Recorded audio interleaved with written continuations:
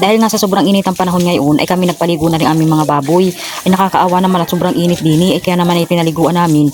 At sabi namin magabahog na din lang tayo ay paliguan na natin. Ay tingi pa naman At nakakatuwa din naman at nagapaligo. Para nagaswimming pa sila. O Hala. Ay sus, gumagupis na. Ay sus, ay sus. Ay sus. Yan, nagtatakbo na. Kailangan talaga aliguan at talaga napakainit ang panahon. Ma-stroke. Hala.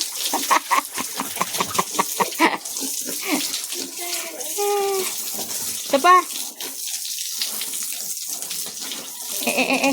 Ang linis naman ng katawan. Iya. Wet.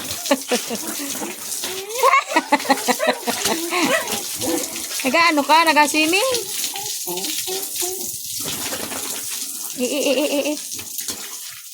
Naku.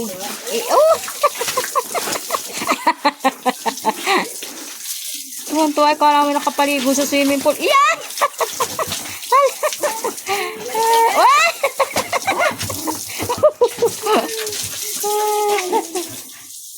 Isa pa! Mag-swimming! Swimming! Yan! Swimming! Wet! Baliktad! Wet!